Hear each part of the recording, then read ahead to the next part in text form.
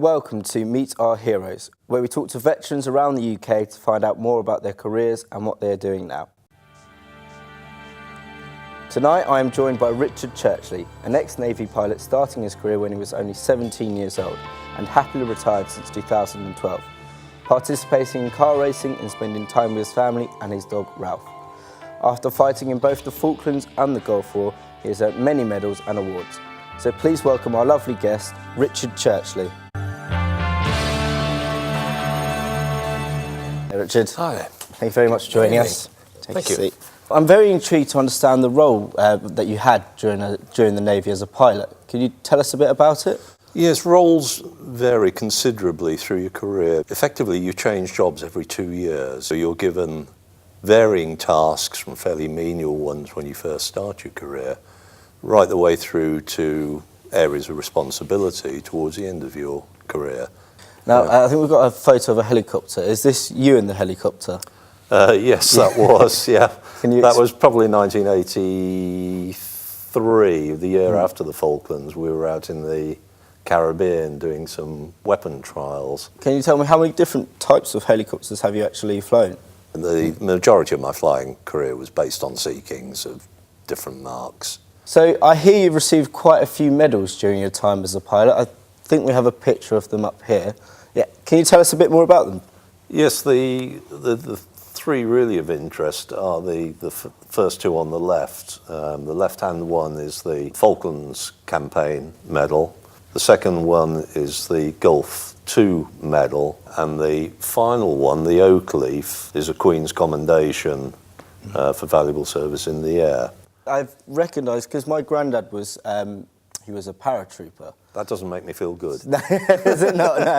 No. So I've recognised some of the colours with the medals. Yeah. Each medal has its own different colours. They normally come quite a while after the event. They catch up with you, but they're usually very often individually named as well around the rim of the medal. As we said earlier, you were in the Falklands War, is that correct? Yes. Yeah. Yes. Could you tell us anything about that at all? Yes, it was intriguing because I was actually due to change squadrons about that time, and early 1982 I just left my first frontline squadron, 814, and was due to join 820, who at that time were assigned to Invincible. And I was actually on leave in between jobs and got a phone call, oddly enough, when I'd been doing some fixed-wing flying, to join because they were embarking the air group and all the ship's company and storing the ship to go to sea. So my father drove me down from North Wales, and 24 hours later we left for 6 months. And we were the longest serving ship down there. So basically we then sailed, stored in Gibraltar on the way down, and also at Ascension Island, following stores. And it was really until Ascension Island we were all in the hope that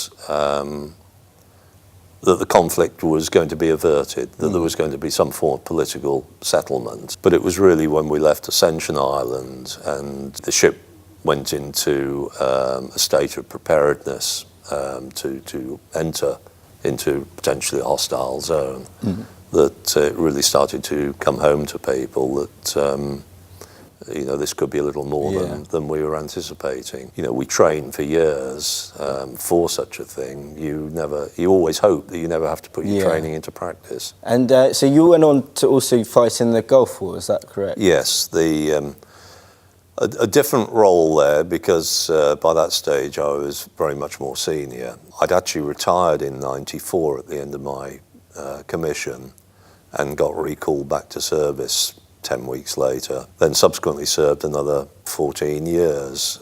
Within that was the squadron I was actually assigned to, which was by that stage the Merlin helicopter, intensive flying trials unit. We were asked to augment 814 squadron to go to Gulf II. And my role there was very much more operational planning. I was much more involved in the actual direction and briefing of the air crews before they went off on the sorties, preparing them with as much knowledge as I could. So not actually before flying, but... I did very little flying. Okay. Flying wasn't my role. My role was more managerial by that stage. Although I was a reservist, the level of reserve service I'd signed up to gave me exactly the same commitment as any frontline aviator, what they call full-time, full commission, full-time reserve service. Now, Richard, I hear you like car racing, is that correct? I think petrol runs in my veins. Yep, we've got a picture. Is that you in the car? Oh, that's my baby. Yeah. That's my baby.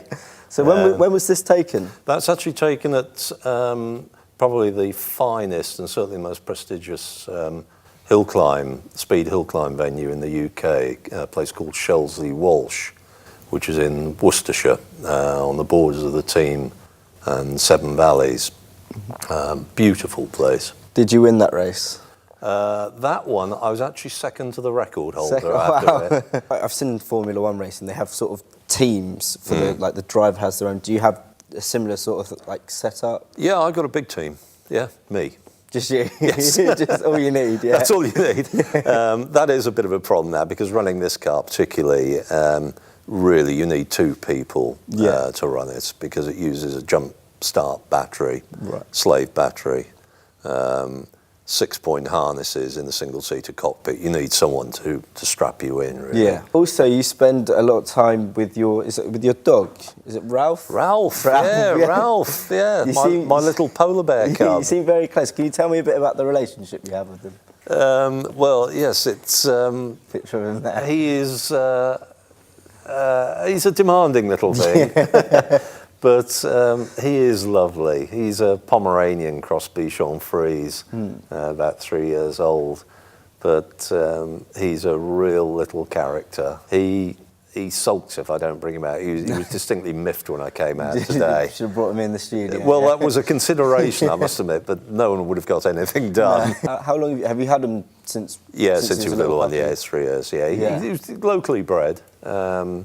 And in fact, my sister-in-law's got his sister as well. That is all we have time for tonight. I'd like to thank you, Richard, for coming down and for sharing your story. Tune in tomorrow for a new episode of Meet Our Heroes. Thank you for watching and good night.